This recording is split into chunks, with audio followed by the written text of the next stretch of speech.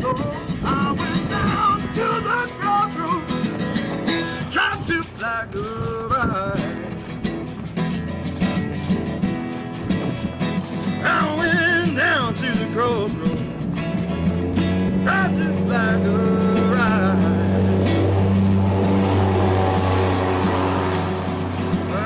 Nobody seemed to know me. Everybody passed me by.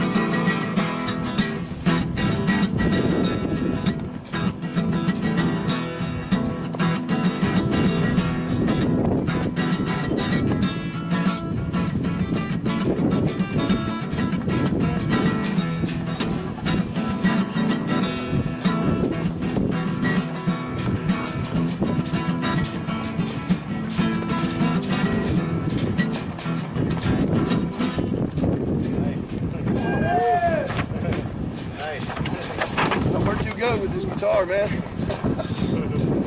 Resurrect the Republic Radio. That's cool. That'd be cool for YouTube, huh? Yeah. Alright, so running a little bit late this morning, coming to another press conference that's happening down here.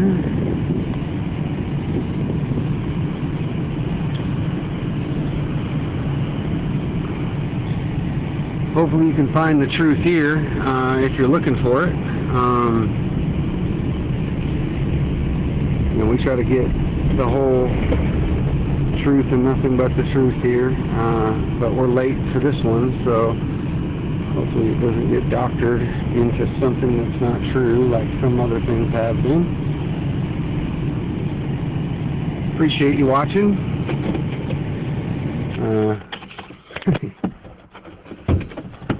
Gonna be the media.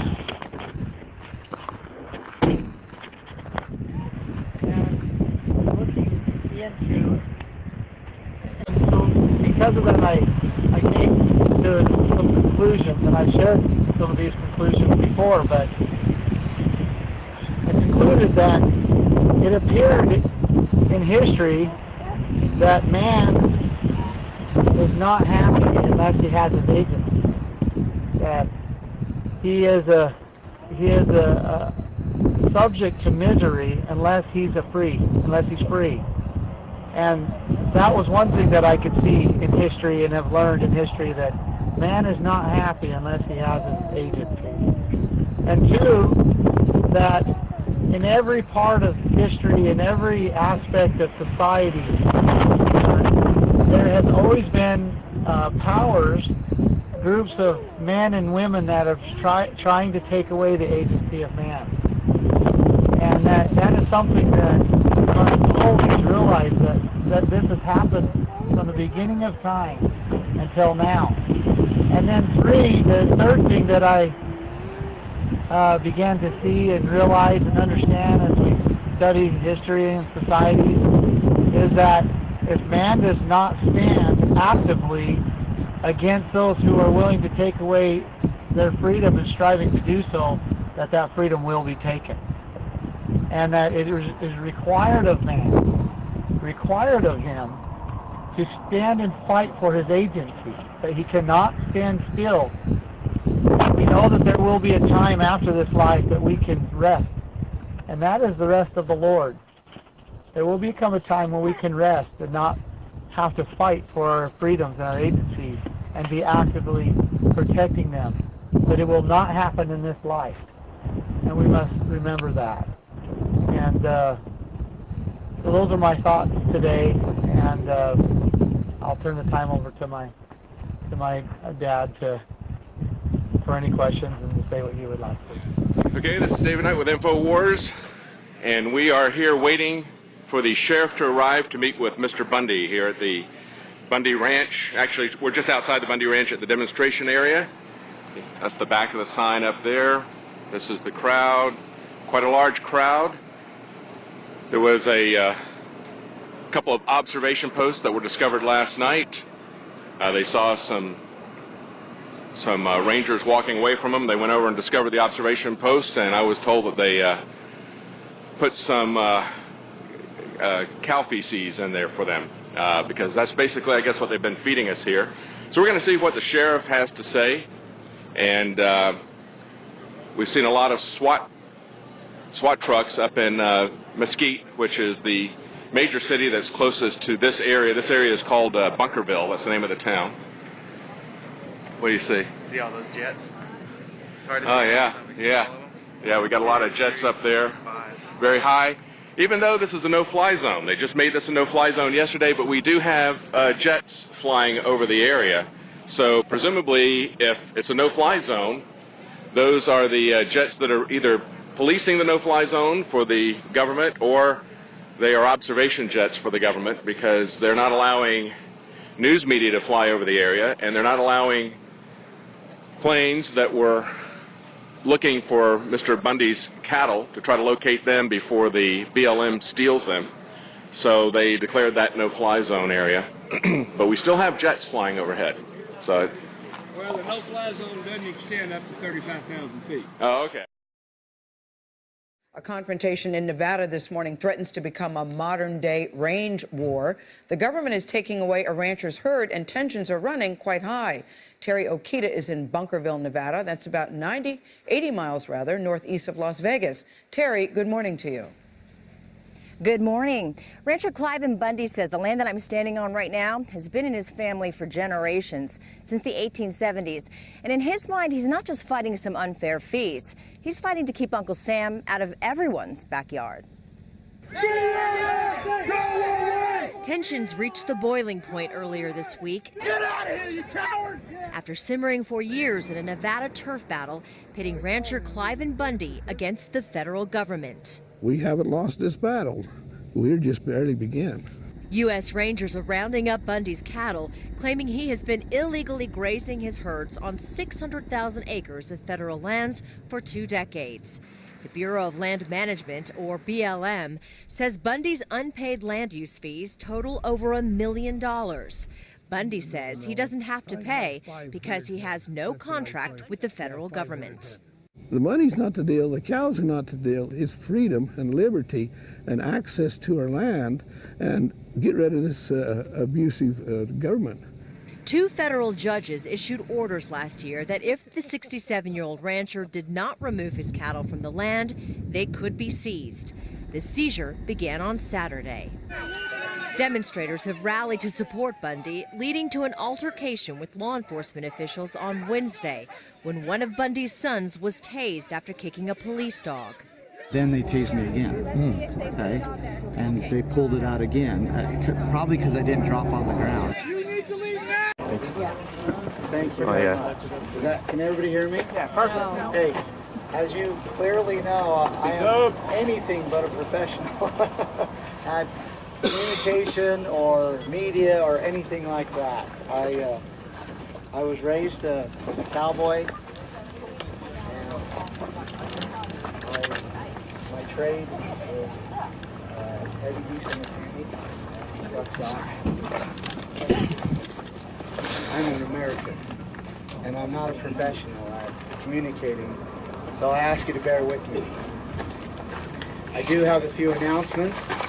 We will be holding a press conference at 1 o'clock every day. We went 1:30 today because of the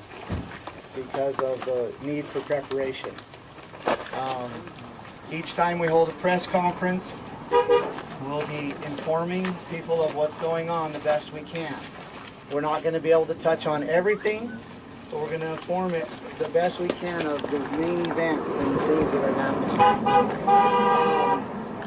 I do have an agenda that I've jotted down, but again, I want you to understand that I'm not a professional. I'm an American, and it's as difficult for me to be here and risk my livelihood as it is for everybody else. Which brings me to my first point. I want to recognize the tremendous support that the community has given us and the strength that it has given me and my family to know that you love us and that you support us. Thank you very much.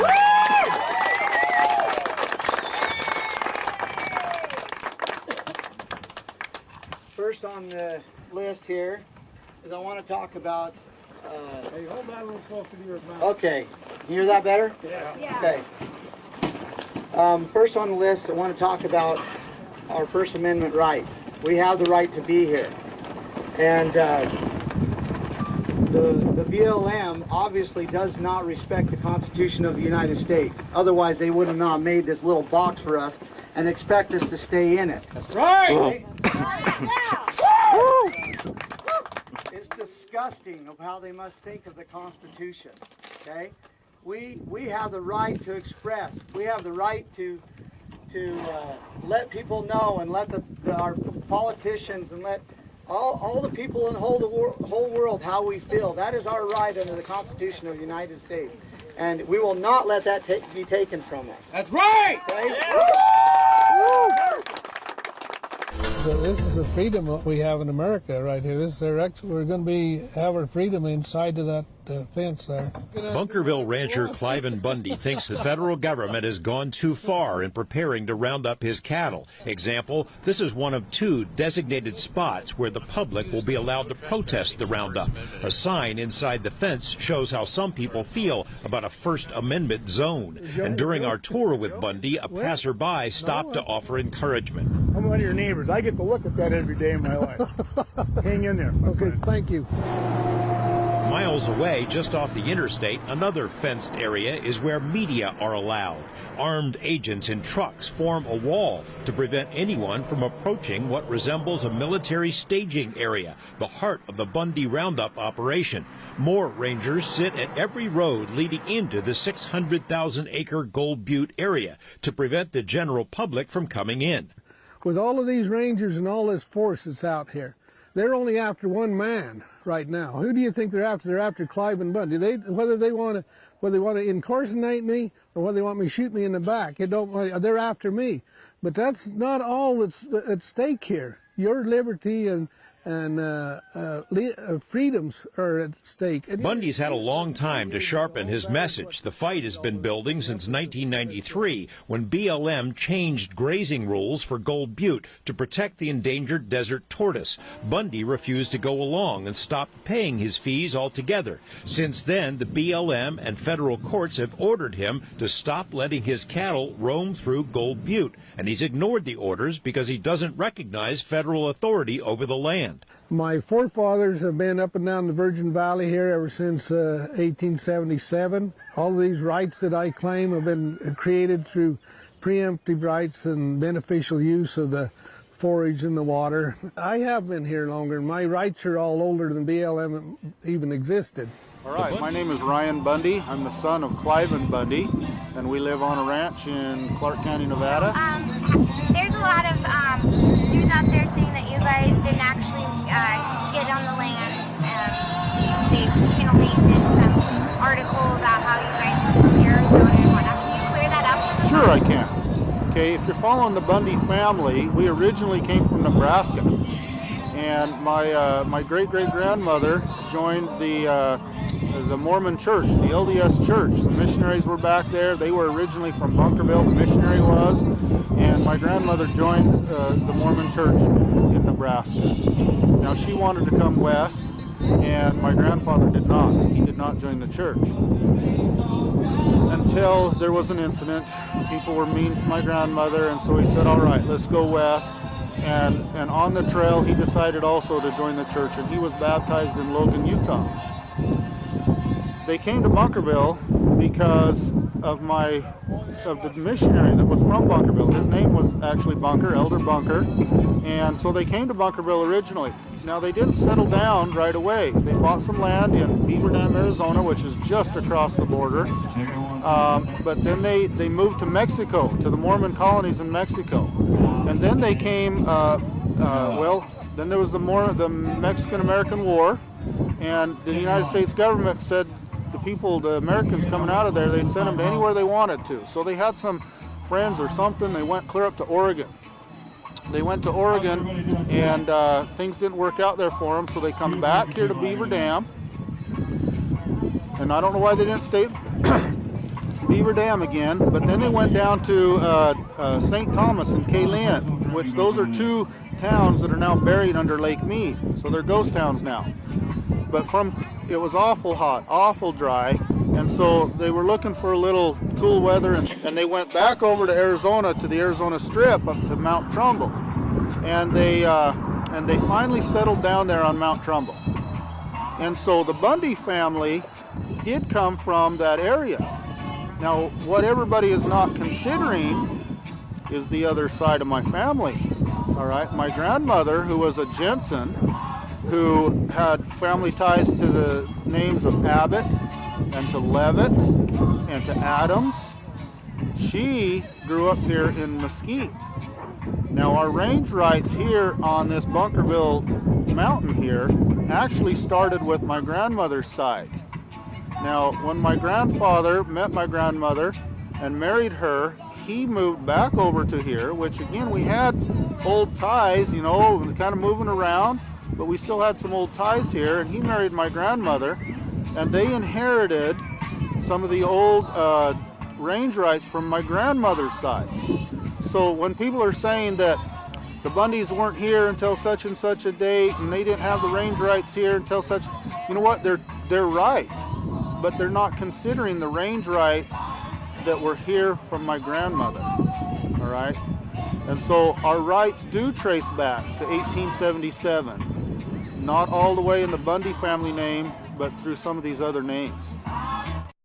The Bundy family was already ranching here long before the Department of Interior was born and long before tortoises were protected. But federal courts say he doesn't have a legal leg to stand on. BLM has long sidestepped the fight, in part because of concerns what might happen if it tried to round up his 500 or so cattle that even now are grazing on forbidden public lands. Bundy says he's always been willing to pay fees, but not if it helps to cut his own throat. I don't have no problem with that.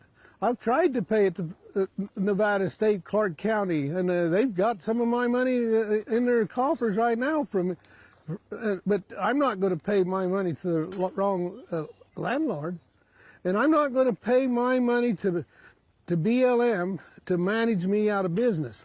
The federal government has seized Nevada sovereignty, Nevada statehood. They've seized Nevada laws, and they've seized our public land.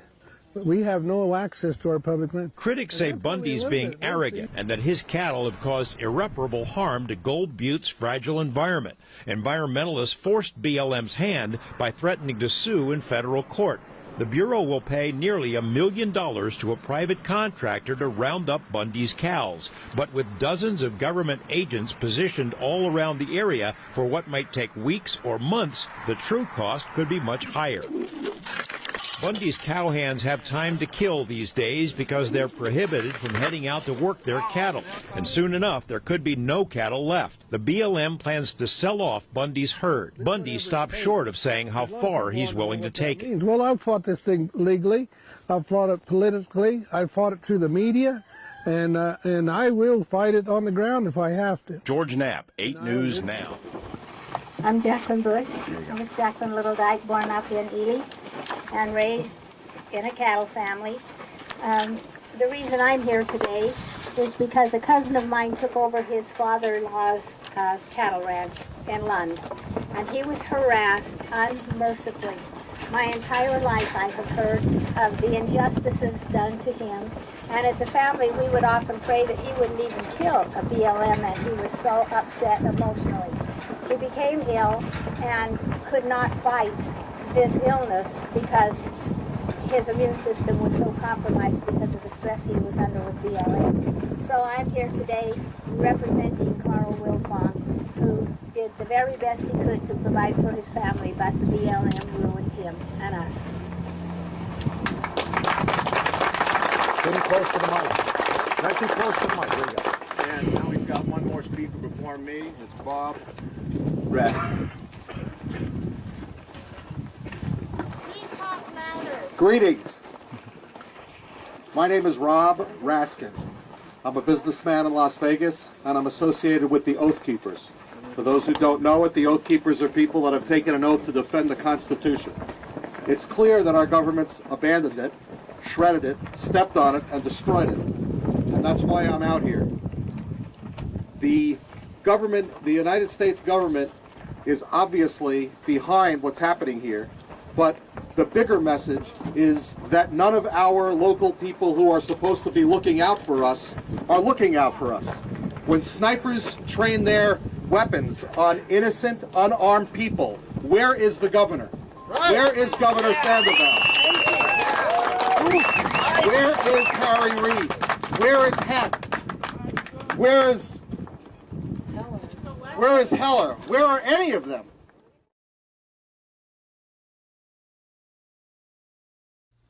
600 people came in, armed. They had practiced, they had maneuvered, they knew what they were doing. They set up snipers in strategic locations with sniper rifles. They had assault weapons. They had automatic weapons. So 600 people.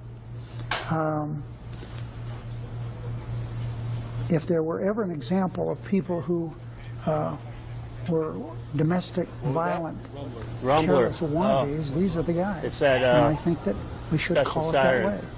And remember, not only did Bundy do what I've just said, there are two valid court orders, a permanent injunction, get the cattle off the land, pay your fees. But no one called Bundy's a domestic terrorist. I said the people that came there were. Okay. What Senator Reid may call domestic terrorists, I call patriots. We have a very different view on and I said, and if these people think they're patriots, they're not. I use that word typically. If they're patriots, we're in big trouble. Well, it's a pretty broad brush when you have Boy Scouts there, you have veterans at the event, you have grandparents at the event, and these are people that, as long as they're not promoting violence, in my opinion, promoting violence, sniper rifles. Talk to Sheriff Gillespie. Automatic weapons. That's grandmothers. That's Boy Scouts. I hope not, because we got more problems with Boy Scouts than whether they can have gay leaders. If that's the case. I take more issues with BLM coming in with a paramilitary army of people, with individuals with snipers, and I'm talking to people in groups that were there at the event, and to have your own government with sniper lenses on you, it made a lot of people very uncomfortable. Right, because having the BLM armed, that's not a normal way to go in and collect money that's owed to the federal government. So I can understand how scary the situation must have been. They weren't going to collect money. They were going in to get the cattle off the land as ordered by 2 federal courts. Yeah, but to march an army in there to do that. There was no army. The army was the 600 people. Acres. Cut off 300,000 acres, telling people you have no access to these roads. And that land, that 300,000 acres, federal land, public lands, has been basically decimated.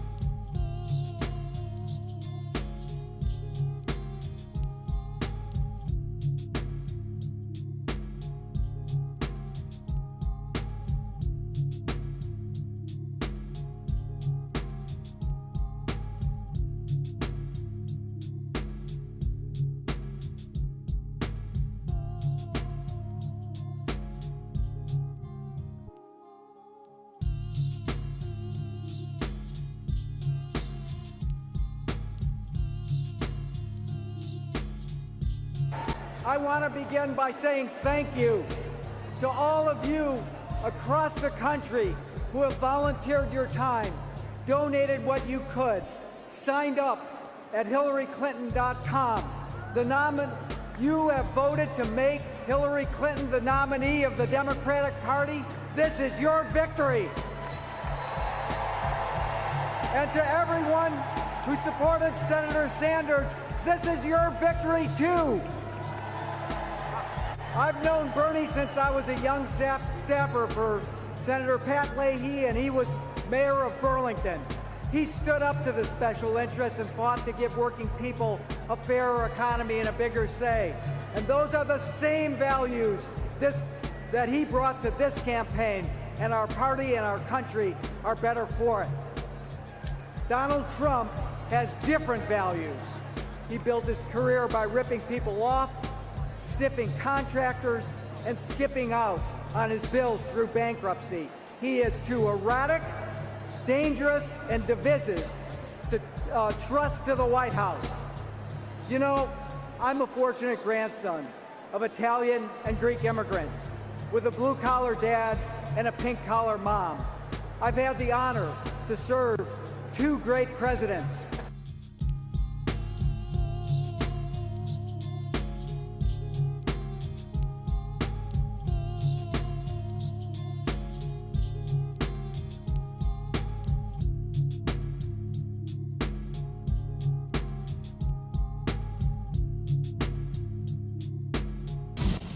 And it should also be clarified, they're not trying to, they shouldn't be presumed or presented as freeloaders. The money stays in their county and in their state. They're all for their fair share. They're upholding, see, like for myself, in lieu of what I used to pay to a grazing crew, I'm asking the county commissioners to put in a production tax so I can support the local government. But the county government doesn't seem like it wants this land. No. They want the money. Where does the money come from, my man? It comes from Washington down to their little hand. What we wanted to talk to you about today was, you know, we really want to know if we're going to have any type of physical problems with you guys, because we want to avoid that at all costs. I'll tell you the best way to avoid that is to start adhering to the Constitution, recognize that there are rights here that you are violating, and simply do not show up. And all of that will be put to a stop that simply. Okay. That's the easy way to handle that. Well, I have to be honest, and I have to inform you that that's not an option.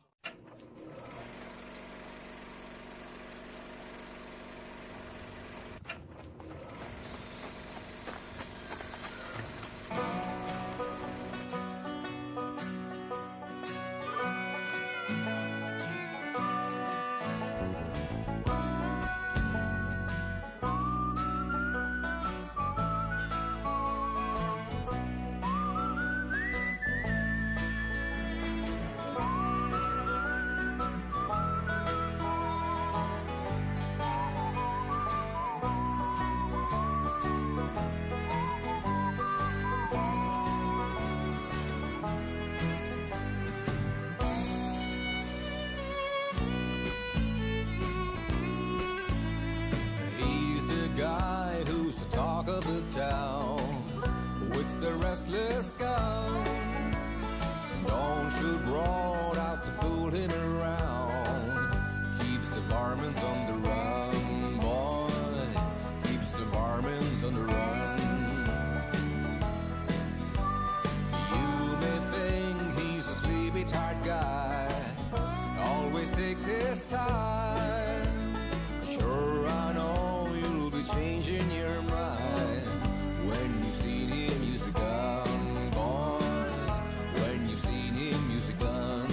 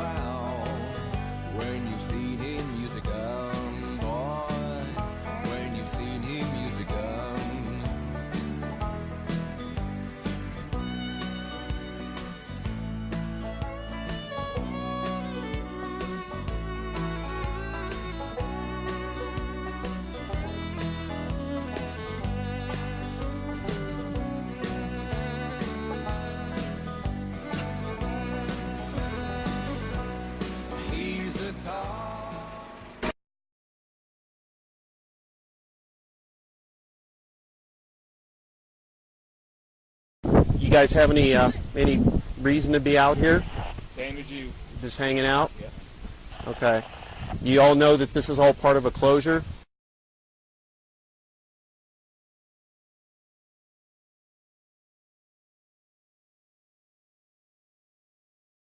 If you feel like you want to express your First Amendment rights, we have a First Amendment area that's set up for you guys. If you want to go to your First Amendment area, then you're fine by going to the First Amendment area, okay? For sure. Well, do you know we have a First Amendment right area? Have you guys been out there to it? Okay. Well, that's our First Amendment area, okay? I understand that you guys have strong opinions about what the BLM and Park Service are doing out here, but this is not the place to do it. You don't have the authority to arrest me. You don't have the authority to take me to jail. You might shoot me, but you really don't have the authority to do that either.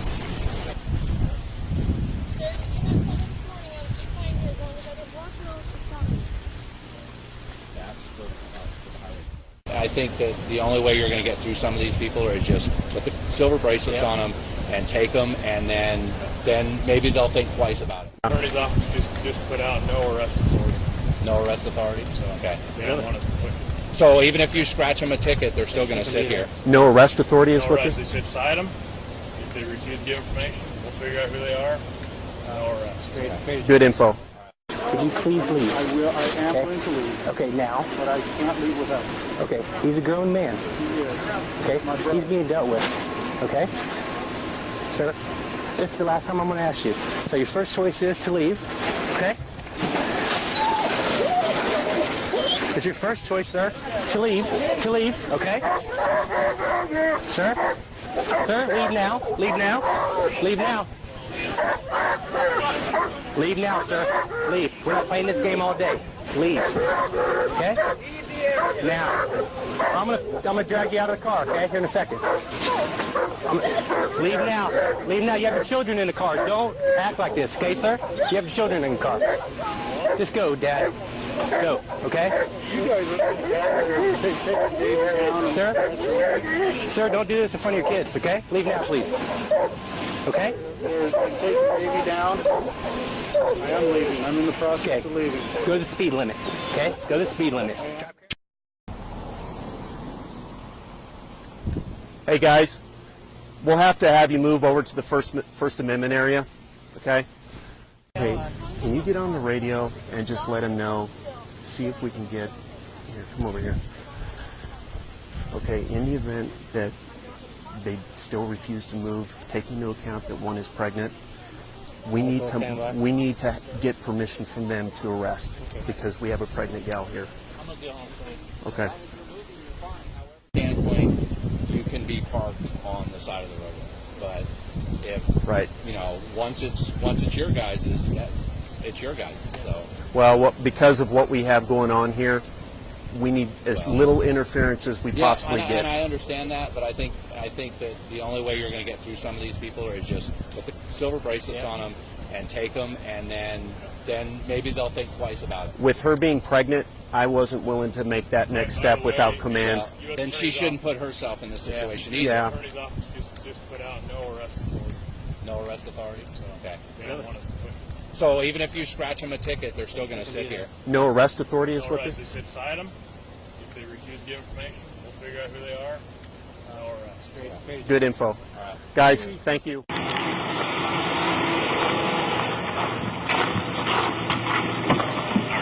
So it's kind of hard to get up. Yeah. Well, send them for your brother. Don't leave him out to dry. Yeah, whatever. Go.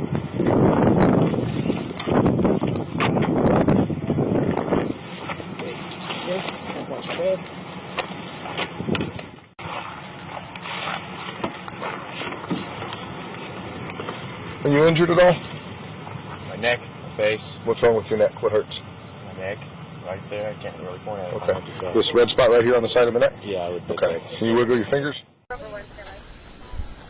Mr. Jones, do me a favor. Turn around. Turn around. Turn around. Put your hands behind your back. Don't resist. Do you understand?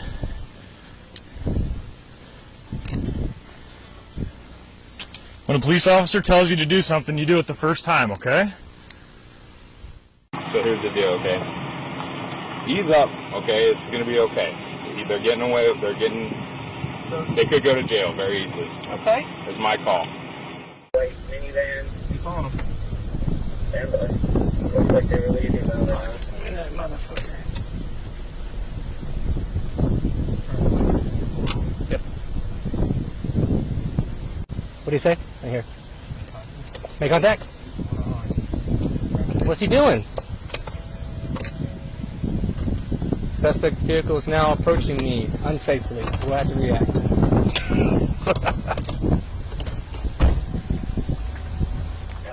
We've taken it down, by the way. Yeah, okay, thank you very much. I want to thank Governor Sandoval for his words, and they did take those First Amendment boxes down, and so thank you, Governor Sandoval. Yeah. All right, second, I would like to talk about some things that happened over the last couple days and get a few things cleared up so that everybody understands what had happened. First of all, they came in and occupied this land. They used this area right here as the first place to gather the cattle. And they literally locked this land up. They put signs on every road.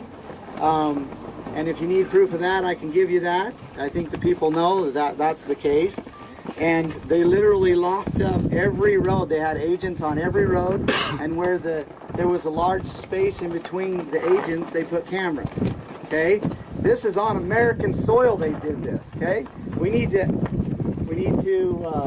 realize the implications of this.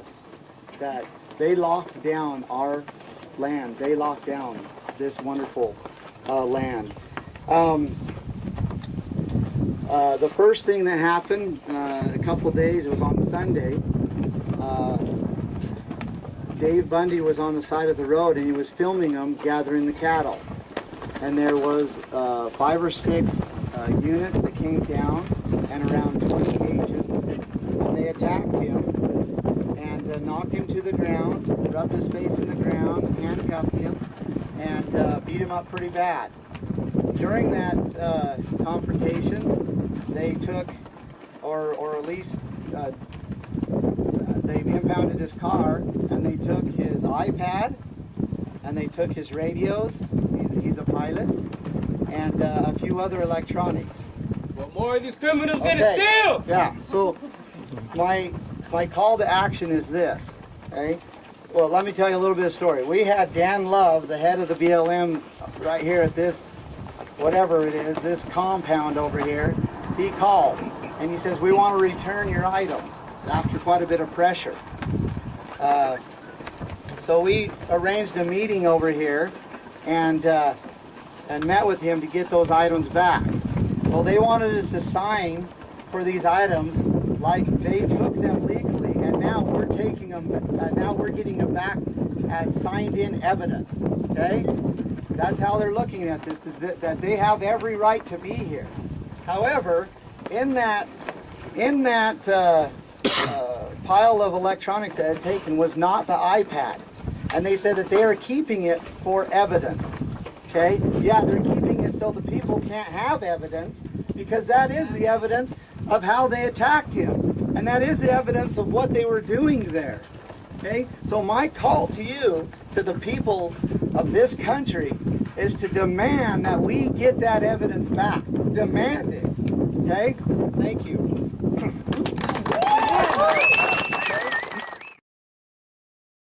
Cliven Bundy is on the show. Welcome to the Pete Santilli Show. Federal government has set up corral areas designated First Amendment speech areas. Is that correct? They said that you can only exercise your constitutional God-given rights in a certain small parcel. Is that correct? Yes, that's hard for me to even believe or understand here in America. Picture this in your mind. You have a guy standing leaning against the front of his car along the highway in the desert, and then he's approached by all of these cars and all these men. They wrestle him down, abuse him, grind his face into the grass box, handcuff him, and then they transferred him to Henderson, Nevada, and put him in the city jail there overnight. And then they picked him up that next day and took him to the federal prison. And he said, then all of a sudden, their attitude changed. They was very nice. They took off the shackles. They went and got him a snack lunch, and they turned him out on the streets of Las Vegas. Officers got close to me, and they said if I don't leave, they will arrest me. And I expressed to them that I'm expressing my First Amendment rights, and told them, reminded them that I was within state right away, and that didn't seem to faze them at all. And Ryan backed up at that point, and I could see that they were getting ready to draw their weapons. Some of them had drawn their weapons, and so they told me again to leave. And I just calmly expressed that, hey, I'm here expressing my First Amendment rights, and I have the right to do it, and I'm not going anywhere. And at that point, two rangers sort of come up kind of to the side of me, and another from the middle, and the guy on the left rushed first, and the guy on the right come in next, and I didn't resist, but they were having, I didn't want to go to the ground very, very hard, very fast, you know, obviously, and so they were having a tug of war, really. They were kind of working against each other, and then the third guy come in and was kicking and punching, and then a fourth guy, and finally went to the ground, and to give him my arms, but at that point a guy had gotten on my head. He had my knee, one of his knees on my head, and the other one on the back of my neck, and so naturally I was trying to protect my face from the gravel, so I wasn't giving him my hands very easy, and the thought crossed my mind, they had a dog there, and he was right there barking right beside me. They're going to turn that dog on me. And then I thought, oh, they got tasers, I'm going to get a taser. I thought, well, I'll give him one arm, so I gave him this arm here, and they twisted it up pretty good. And Jay Cox officer, he was the one on my head, and he just made it a point, once I didn't have my hand to protect my face, he was going to make sure I ate a lot of rocks, and he just shoved and pushed as hard as he could. And I wished at that point that they weren't so slow in getting the handcuffs on me, because I was in quite a bit of pain. Anyway, that's how it went down. They threw me in the back of the truck, in the back seat of one of their trucks. They took me up here to Toe Clock, and I sat in the back of the truck there at Toe Clock for about 3.5 hours, and I felt like I was their trophy, and they were even taking pictures. Bundy's grandparents bought the rights for this land over 150 years ago.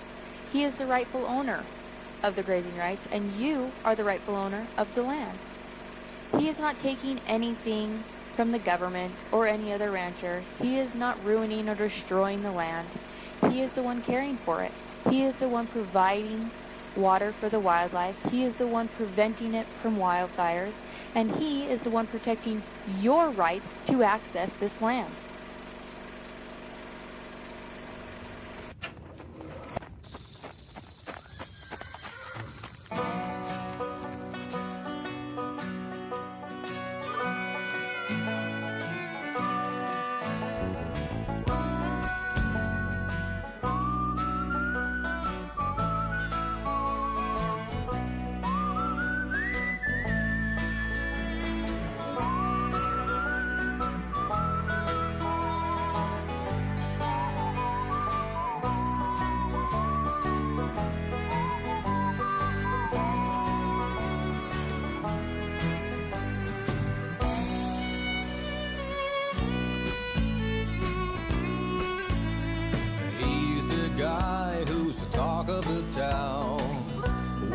restless scout. Don't shoot broad out to fool him around. Keeps the varmints on the run, boy. Keeps the varmints on the run.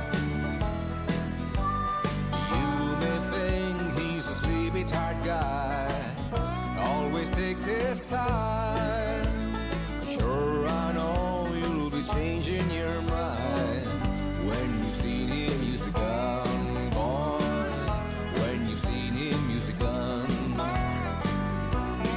He's the top of the West, always cool, he's the best.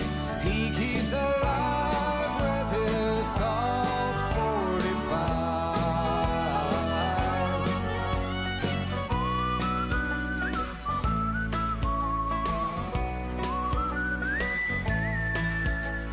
You weren't glad that you're fooling him around when you've seen him use a gun, boy.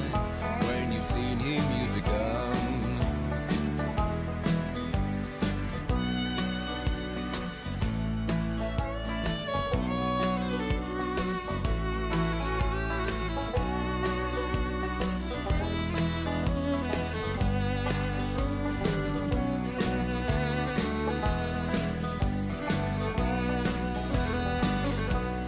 He's the top of the West, always cool, he's the best. He keeps alive with his Colt 45. Who's the guy who's riding to town in the prairie sun? You weren't glad that you're fooling him around when you seen him use a gun, boy. When you've seen him use a gun.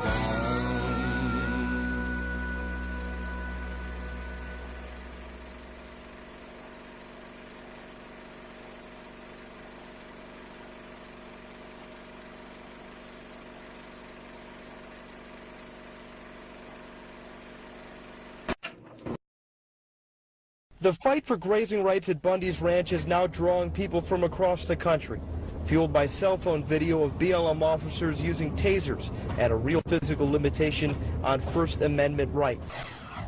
I didn't decide to go down until I saw that they had erected the free speech zones, because everybody saw that video and they knew people were coming to protest. So they put up those free speech zones. And they told everybody that they could protest inside those zones. And they were like miles away from the ranch. And then when people weren't inside those zones, they started arresting people. Rumors going on, and we saw some video and stuff like that made us upset about what was going on down there, like the First Amendment zones. Right. People getting mistreated, some dogs sick on, saw an old lady get clotheslined. And that was infuriating. And immediately in me, I was like, I got to get down there.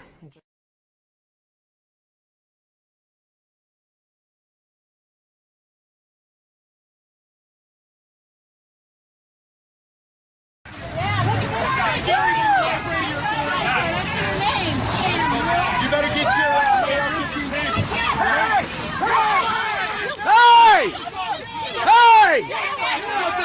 Violence from a protest over cattle in Overton. It got to the point where one protester was even tasered. But this was only half of the fireworks with this situation. This is a story that's continuing to gain national attention. There was one guy that got a little bit out of hand. Which guy? And he took down Margaret. Her name is Margaret. The one that jumped almost and got hit by a vehicle? 56 years old. The one that almost got, that he hooks with his arm to pull out of the way of a convoy? What? He probably saved her life. Margaret. And you know that officer? He doesn't push her in the front, does he? You've seen the video. What does he do? He hooks her to the ground. No, he hooks her by the waist. Watch the video very closely. He hooks her with one, I think it's this arm, with one arm and pulls her behind him. Now, she obviously loses her balance and goes to the ground, but he's not taking her by the shirt and ramming her into the ground. You can watch the video. You've got the evidence. Look at it. Have you guys already investigated it?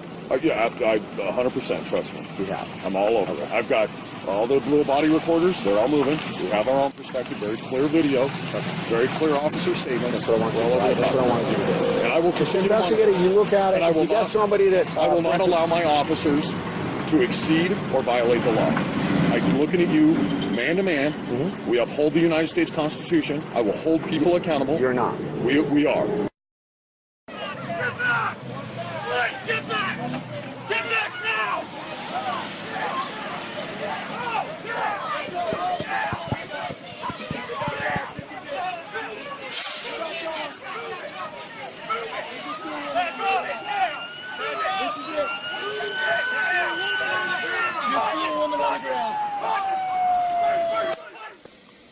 To help bring some light to this bloody massacre of individual water rights in the West, let me explain. The Nevada Division of Water Resources maintains a water registry where all the deeds to Nevada water rights are listed. You can view the actual deed online, see who originally established them, and see who owns them now. Most water rights are created by our pioneer forefathers who established these rights by being the first to beneficially use the water. In 1880, the state of Nevada created the Water Rights Registry and made it possible for our pioneers to file their rights with the state.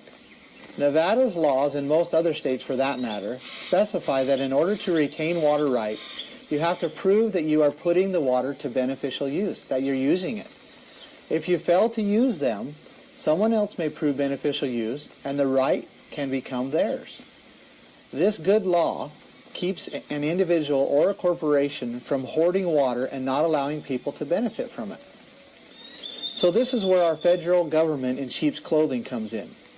Knowing that water is a limited resource and one that will warrant wealth and power, especially in the future, and desiring that power for themselves, our federal government began a campaign against the citizens of the western states to steal away their water rights, and other resources for that matter. But when it comes to water, all they have to do to accomplish this is get that owner of the water rights to stop using them. Once the owner stops using them, then they can file up on the right and make it theirs. You may be asking yourself, has this really ever happened? Well, in Nevada alone, the BLM has done this 2,715 times. The U.S. Forest Service has done it 2,313 times. The Department of Interior has done it 26 times, and the National Park Service has done it 14 times. Those 4 federal entities in total have stolen 5,068 water rights from individuals in Nevada alone. With self-appointed power to regulate people off the lands, these federal agencies restrict ranchers, miners, loggers, and other land users from using the land and subsequently the water. In some cases, the federal agencies have later leased or rented the water and other rights back to the very families from whom they stole them from, making the family pay a fee to use what these federal agencies claim as their own, their right. In other cases, the agencies have forced the water right owners to give up claim of the water in order to continue to use the land. There are several other adverse ways in which these agencies have manipulated the resources away from the families. These families that established these rights through hard work and much suffering many, many years ago. Time will not allow me to explain all of them. Needless to say, our federal government is in business for themselves and not for the people. You may recall a year ago I was tasered 3 times. Around 34 over-aggressive federal agents in 13 armed vehicles were escorting a BLM dump truck pulling a backhoe. They had just come off the mountain range on the Bundy Ranch. These federal agents were trying to keep the protesters from seeing what was inside the dump truck. Coming from behind, I sacrificed my ATV by driving in front of the dump truck. After the initial crunch, I calmly stepped off and inquired about what they were doing in our mountains with that backhoe. My answer came in the form of an attack dog and a 50,000 volt double-barbed shock of my life. 3 times in a row. Since the answer did not give me much clarification, I crawled upon the dump truck to see for myself. What I saw was even more shocking to me than the taser. I saw pipes, concrete, and cut-up water tanks that had been ripped out of the mountain. These were part of a water infrastructure that my family and other ranchers had established in those lands over 100 years ago. This water was made in 1962. Was it really? Yep. So this one comes straight out of the mountain. Yep. It's nice and cool. That's nice. Fresh. So that's clean spring water. You could almost bottle that right up then. You could right there. So this is this the first one coming out of the mountains here then? No, there's actually another one up there higher. And so they just continue down. I don't know if we got it on video before, but you said they just continue down and they just kind of cycle through. And exactly. They go clear down. I don't know if you can see, but clear down there as far as your eye could see. So they just work their way down. So when this one gets full, the float basically goes off. It turns off the valve to this one, and the water just flows down to the next one. That's genius. Exactly. That's awesome. So it just keeps, basically you can keep the whole valley sustainable for the animals. Exactly. These are the improvements we've done to the ranch. Yeah. We've rebuilt this because you can see before as it wouldn't have held anything. And so we've rebuilt this and improved it, and like I say, we maintain these waters weekly. So for scores of years you've been improving this land, and then the BLM comes in and they start digging up hoses and stuff just because they can. When in fact this water is what allows, it's not just for the cows, it allows all the life to sustain out here. Exactly, and no one, honestly, no one else would be able to know how to run these waters other than the ranchers, right? Me. Because you've been out here working it for decades, the families have. It's all underwater, it's all underground. If you don't know where the pipeline is, then you can never maintain it. And so what does the BLM do when they find the pipeline? They destroy it so they can make everything not work. They want to make everything back to where it was, but when it was, there was no water here before. It wasn't, yeah. It was just dry, wild nature without much use. As you may have put together, the feds are after my father's water rights. He owns 11 of them. They are deeded to him and filed in the state registry. If the feds could remove the cattle, which they tried, killing around 60 head, then destroy any way to use the waters, this would make it impossible for my dad to claim beneficial use. After that, all the feds would need to do is claim those waters for themselves, the same way they stole the other 5,068 water rights from the Nevada people. You may also find it interesting that the grazing rights in Nevada are deeded with the stock water rights. So destroying my father's water was killing two birds with one stone in the eyes of our so-called federal government. Look over where the bus Wow. They just brought the command unit. The what unit? Command unit, mobile command unit. We've got a command unit out here. What's that for? That's a paddy wagon. Yeah, that's a paddy wagon. Why? Tensions reached a boiling point yesterday after rangers tased a man twice. Another woman told us a BLM ranger knocked her to the ground. Hey! If you're a Facebook fan or whatever, you may know what happened today. It was like a war zone, and I felt like I was not in the United States for sure. Margaret Houston, I'm Cliven Bundy's sister. I was at the picket lines today, Monday. If you're not there, if you haven't been there, you need to go to see what's going on. They have snipers, they have helicopters, they're carrying machine guns. It's not pretty. It's like I'm in a foreign country. And I seen it on the ground today. Tell us what happened, Margaret. We was just at the picket lines, and there have been a few BLM, trucks go by, and we've kind of watched them, and we seen a bunch of them. There were like 13 or 14 vehicles coming down off the mountain, and so we spotted them, and we noticed that they had a dump truck and a loader, and then a bunch of BLM trucks. So we thought, you know what, we want to know what's in that dump truck and why they used the loader. We're figuring they're up there shooting our cows, burying them in the mountains. So we thought, we're going to go and check them out. And so we did, and they started coming down towards the road, and a couple of them got past me, and I was screaming, go home, we don't want you here, just get off our land, give our cows back. That was what was being said, mostly that. And I followed the truck down. Some of them had got past me and pulled over, was out of their vehicles. I just followed one of them down and got there. And then there was continued, more coming. And I did get in front of one of the trucks, and I was like this on the front, and he just kept coming. So I just backed up with him, and one of the friends, family, said, Margaret, get off, you're going to get hurt. So I backed up, and then the second truck come, and I was just on the side. I was screaming, hollering. I was I had my camera. I didn't take one picture. I was just going like this, turning it off and on.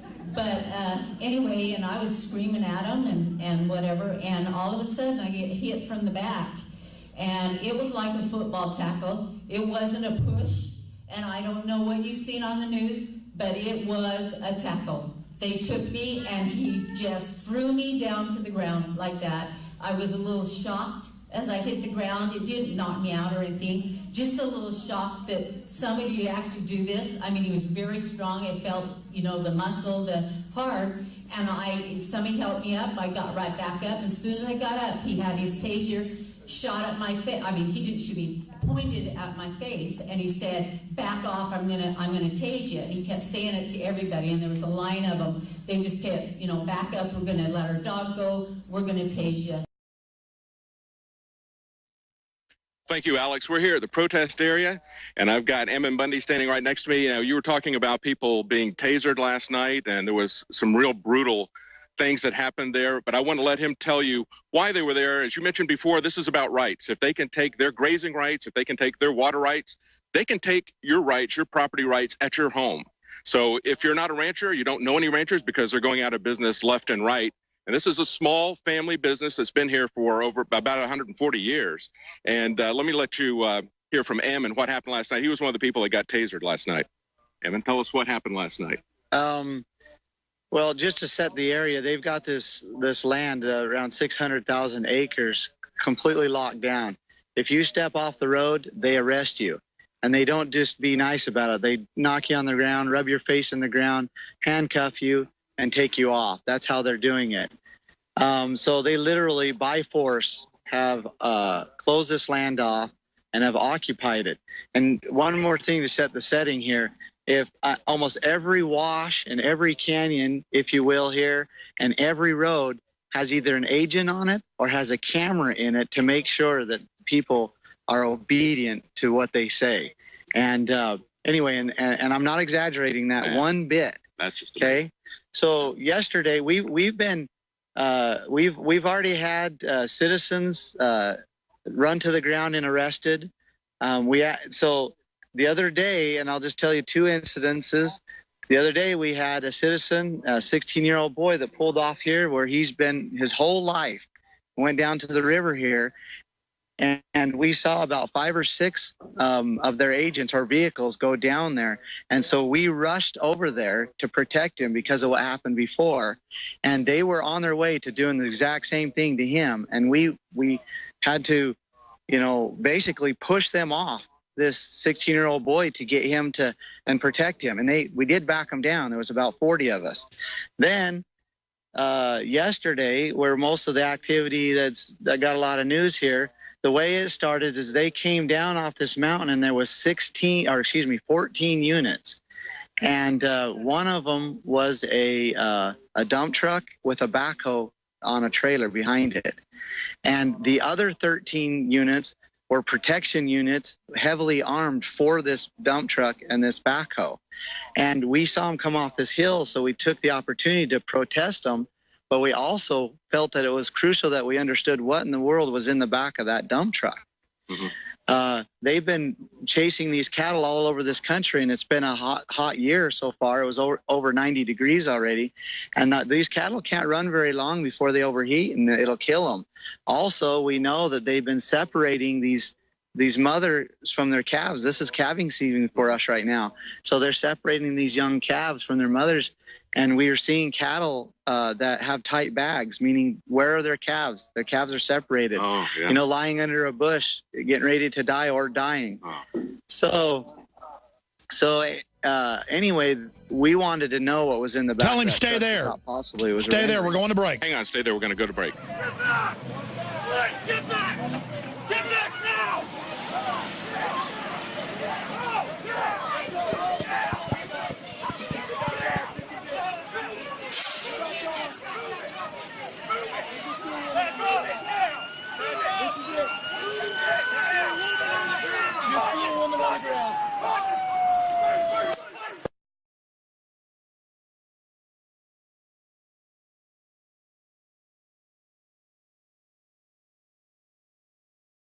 There's a question as to why there's backhoes and the dump trucks, because there's a claim right now. We're not killing cattle.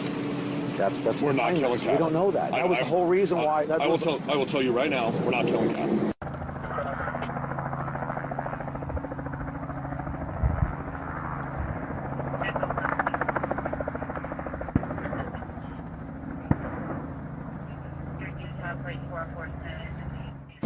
Might as well. Okay. That's you saying that. No, and again, I'm the guy in charge. Okay. I do not lie. On behalf of the United States government, I do not lie. There are no baby cattle left out there after you guys have been... None. None? Not killing. Okay. They're doing every effort that if they separate a calf, they identify it. What if I have proof to the contrary? Well, again, to get every single baby cat that's dead. Oh my goodness! Is that what you're saying? You guys are leaving them out there. No, they're roping. If we gather in an area, the specific area we gather in, anyone that is separated is identified, and they go back and they collect it. Now, if there are baby calves in other areas, that very well could happen. Well, that's what. No matter how many people show up there, we want peace, tranquility, cooperation. You guys got to do your jobs. We have to do our jobs as well. Absolutely. You want to know what the end game is? If you guys just say, okay, we got to pick up marbles and go. Whoever tells you guys to do that, ultimately, that's what the objective is. It's not going to be an armed insurrection. It's not going to be bullets or anything like that. The ultimate goal is either by legal authority or however it goes. Your command says, guys, that's it. We're pulling up stakes. We got to go. And that's it. And if it's the sheriff that makes that happen. Honest to goodness, there's nobody over there that said anything about violence.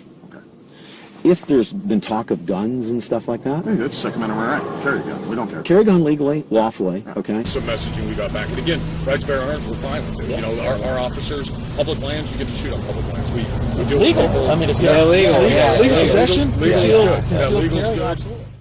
And again, I don't have a problem with guns. You know, it's a Second Amendment. I don't either. So, you know, but you know what? That's not what this is about.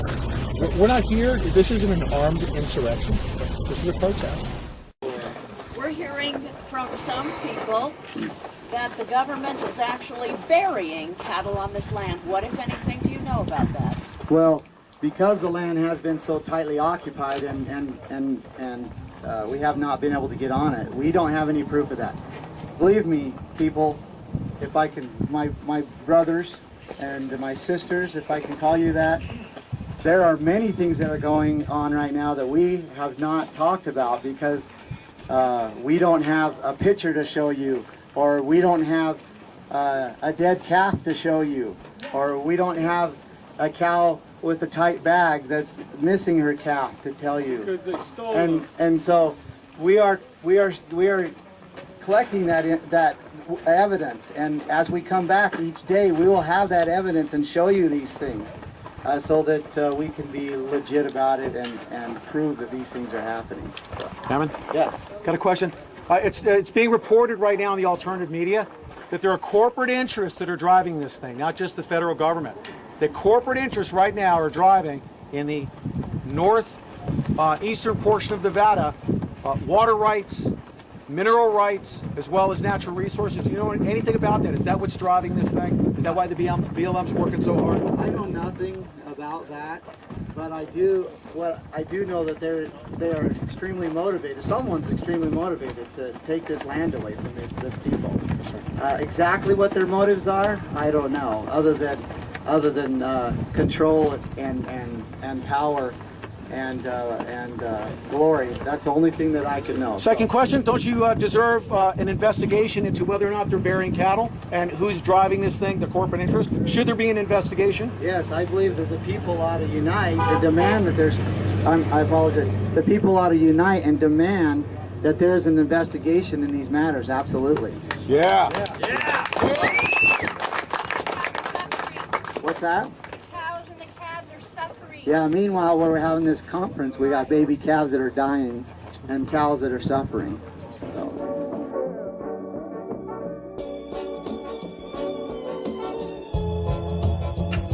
Whose hay is that? BLM. So the BLM is purchasing hay to slaughter this man's cows. Yeah. Well, that was just part of the what could, you know what I mean? Because obviously, where is it now? They go and drop it off at some farm somewhere where it could be used. There it is, sitting right there.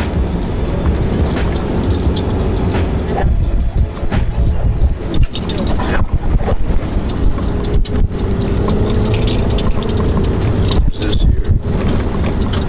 It's got somebody here.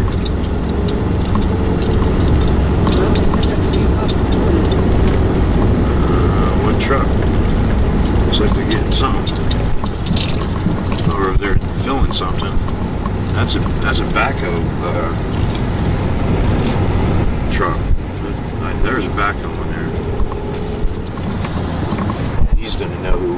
second if he's not with us.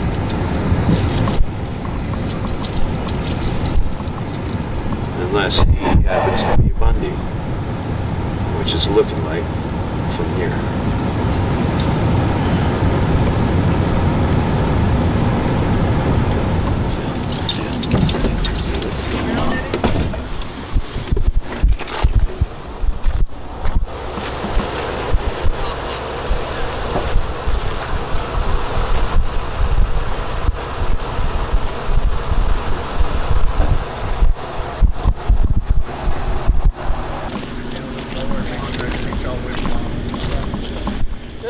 Corey. Hi, Corey. I see your last Houston. I know what it is. I don't know why I remember your name. Oh, I don't care. This is Corey. Who's Houston? Houston, like Texas. And Corey and I went around. He took us around all around this property. Well, not all around it because 600,000 is too much, but showed us where those bulls were that BLM's were responsible for their execution. And then this site, which we didn't get into until BLM left, and that's what we're doing. This is the mass grave where the genocide of the Bundy's herd took place. Now there's the backbone of a cow in there that he's probably filming down there now. But the expectation is that there's going to be 30 or so, maybe, head of cattle in here, but. We'll see, because they might have left a bunch of them, shot them out in that 600,000 acres. There might be just one. There might be just one, but it's a pretty big hole. They sure did dig a pretty big hole, so they were anticipating more. You can see that soil in this hole, where all around it, where it's settled and it's firmed up, and you can see where Corey's digging. So this wasn't dug by him today. Just a section on the top here he scratched off. You can see the different colors of soil. So this is an old hole that was dug by BLM and the rest of their murderous friends, and to put the cattle in. So it'll probably be quite disgusting anyway to see this, but it'll be necessary so we can determine who the domestic terrorists really are. Comments, you're going to keep digging.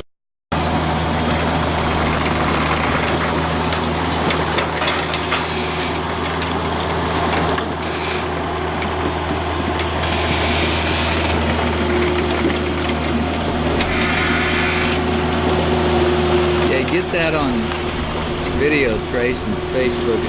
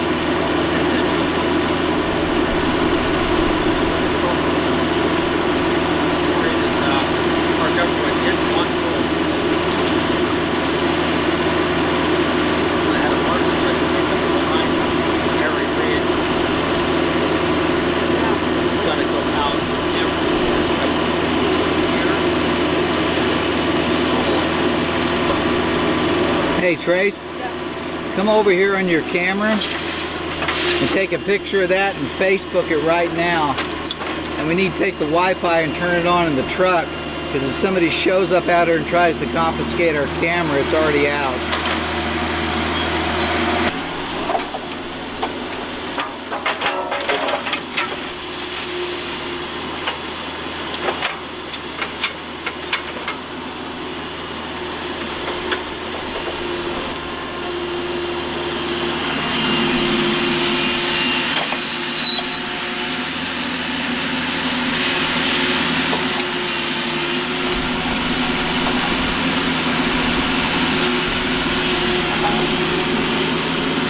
Blood. Oh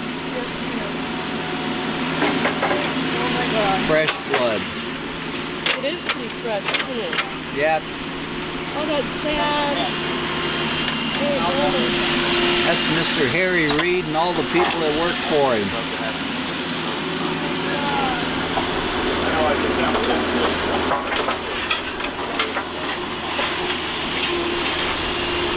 These people need to be brought to justice, man.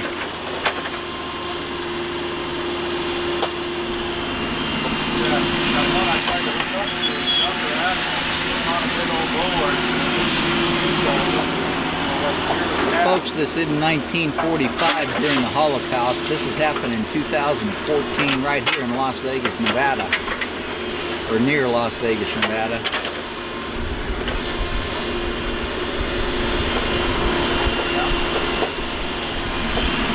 How sad.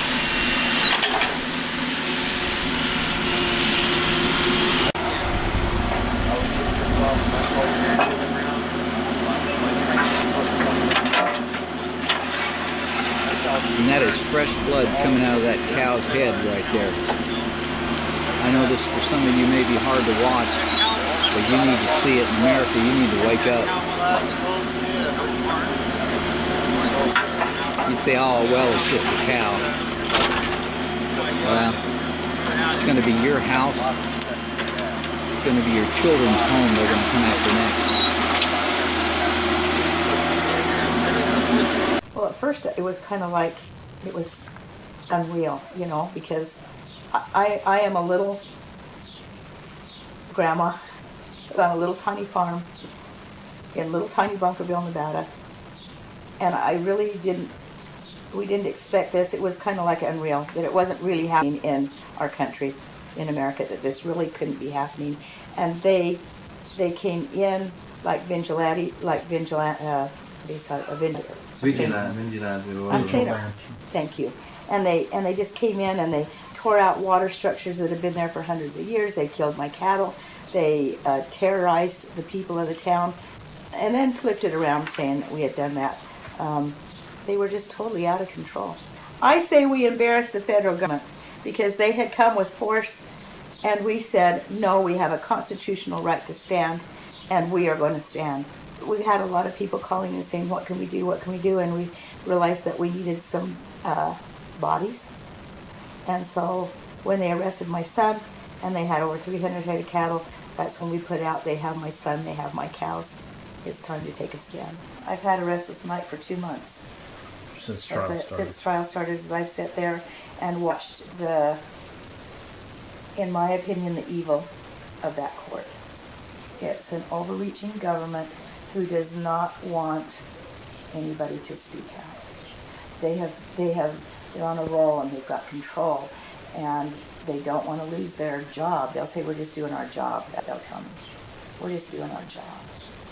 I still have faith in the jury system, and I think that they're very lucky that they have a good jury.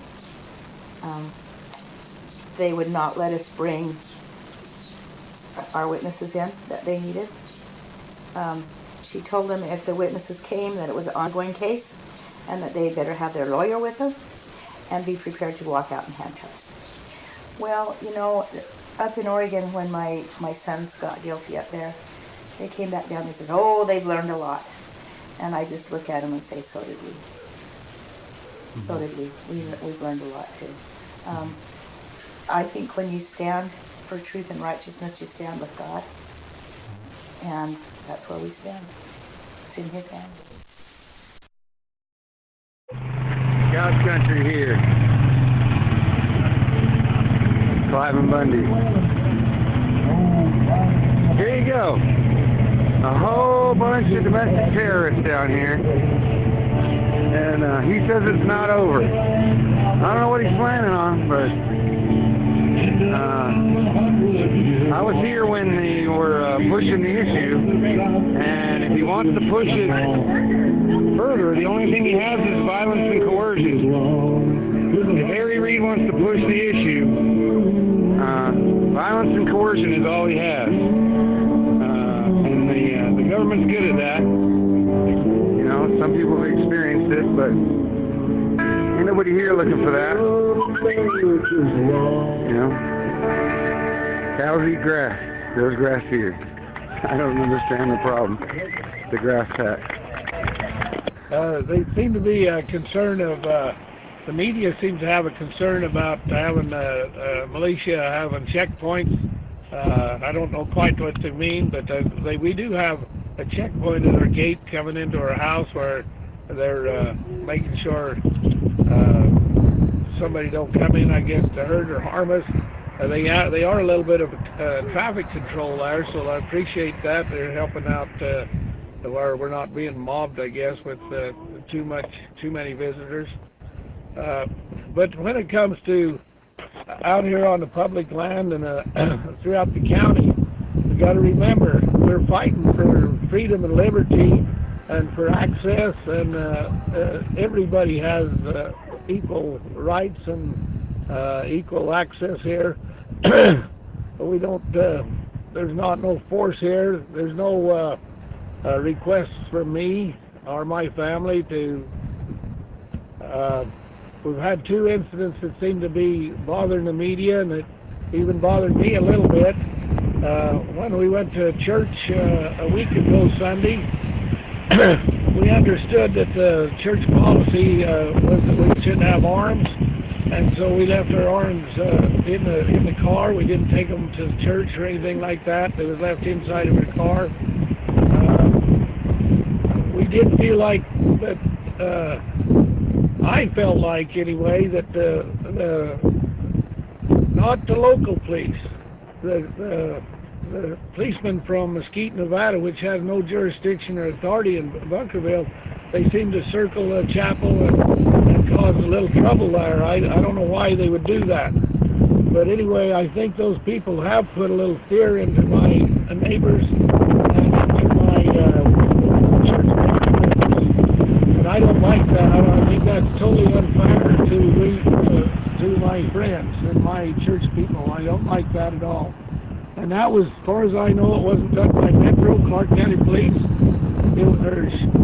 sheriff office or anything like that. It was only done by Mesquite Police acting out of their jurisdiction and out of their duty. So I had a little feeling of thought there. The other instance was there was some cattle coming out of Arizona, coming down along the Arizona-Nevada line, which is a neighboring my ranch. And I knew those cattle were moving, so I sent one of my sons to check on those cattle. They could have been cattle of mine in them trucks. And when they checked on those cattle, they found they had an Arizona brand inspection with them, which made them, that was a proper way to move those cattle.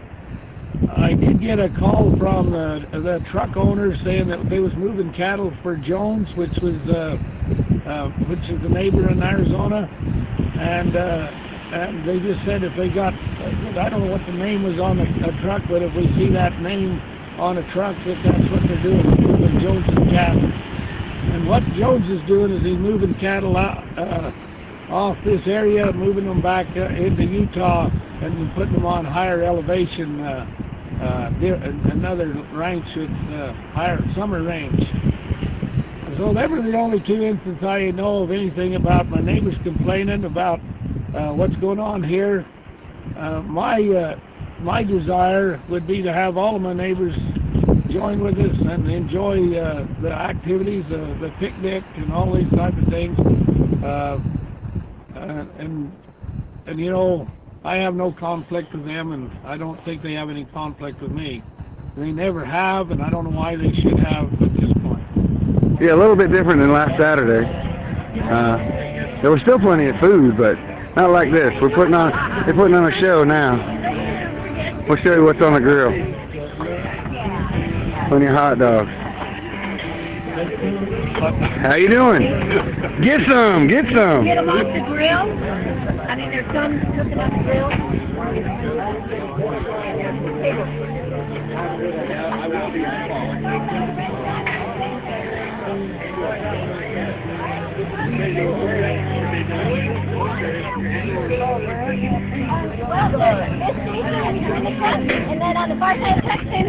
Well, hey, Jason Turner, I'm guessing that you're the viewer, so I see messages, but I can't see them coming up.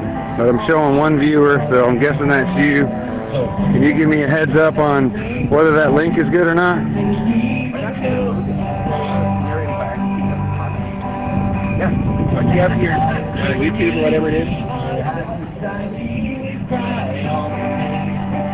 How you doing? How's it going? Going good. Still hanging around? I sure am.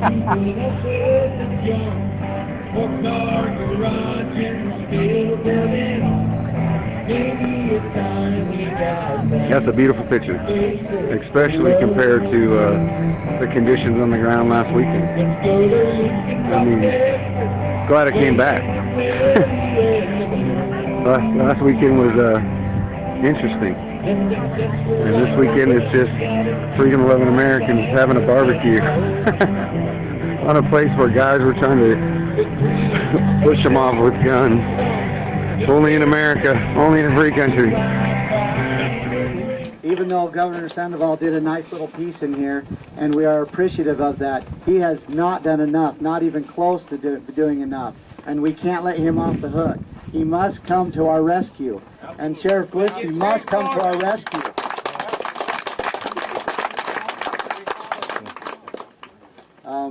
I just thank you again for coming. And we got one more question over here.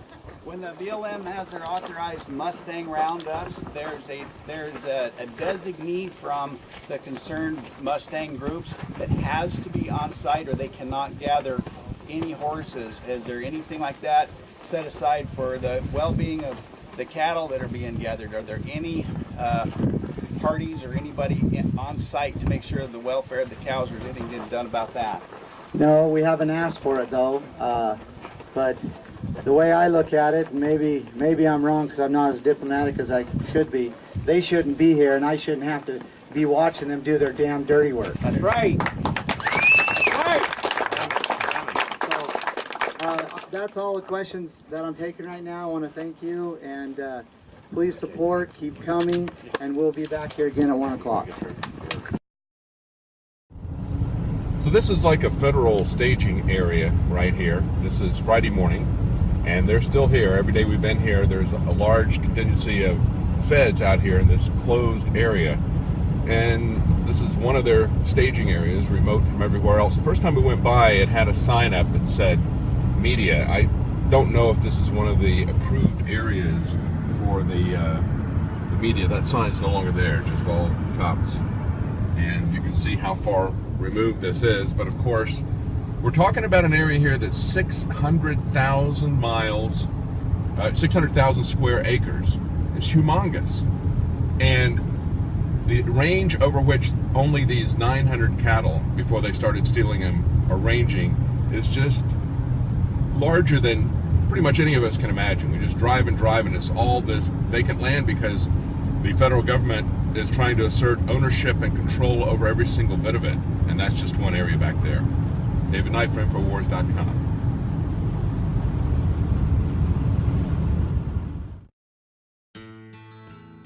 All right. You think they're policing the no-fly zone up there, or what? Well, I'm sure they are a little bit. Those guys have got nothing else to do but drink coffee and eat donuts, and you know, and if somebody gives them something to do, they'll do it. So they're probably policing it. Yeah. Yeah.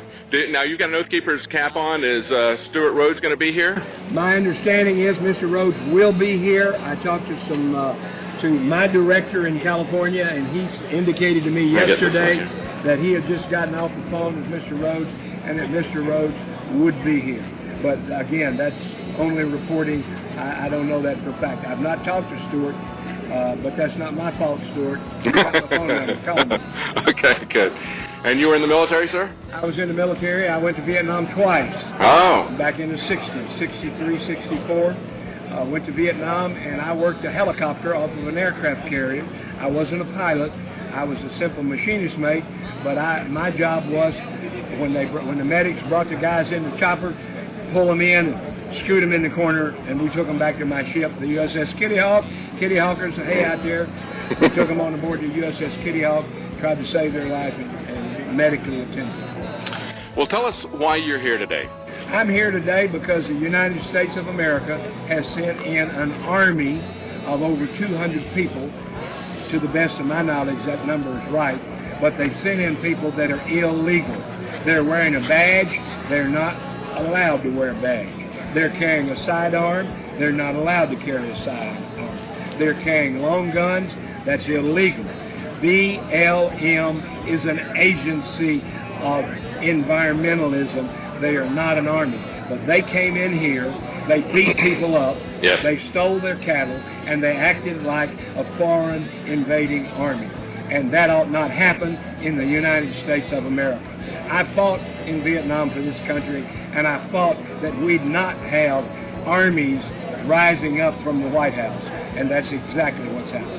It's not only the armies that got rising up, they've got their own legislators, right? Because they've got unelected legislators who are basically writing laws for us, and then they have their own law enforcement people to enact it. They do what you're talking about, these BLM agents. They use them as if they were law enforcement or an agency to enforce their laws, and none of this, you don't have any BLM officials on the ballot, do you? No, absolutely not. Yeah. And not only that, they're official only to the Bureau of Land Management. Mm-hmm. That means they control water.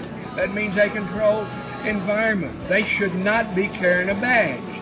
I can put a badge on my shirt. That don't make me an officer. Mm-hmm. No more than going in a garage makes me a car. Have you seen the story that links Harry Reid's son to a Chinese solar company, ENN, a $5 billion project to take place, to be set up in this area? And in those documents we found at InfoWars that they actually mentioned Clive Bundy and the need to get him off so they could proceed with their project. We've strayed away from that a long way. But bottom line, it is time for the people of this wonderful country to realize that our lives, our liberties, and our properties are at stake. Yes. And if we don't stand up, it will only be us to blame. Yes, absolutely. Thank you for letting me come. Thank you for standing with us again. Can you give us your name? Yeah, my name again is Dave Miller, and I'm glad to be here with you guys. Thank you. County Commissioner from Utah. I'm a county commissioner in Utah. Thank you, Mr. Miller. Thank you very much. Mr. Miller, I'm Wiley Drake. I want to just give you a card. I do a television, internet show. Hello?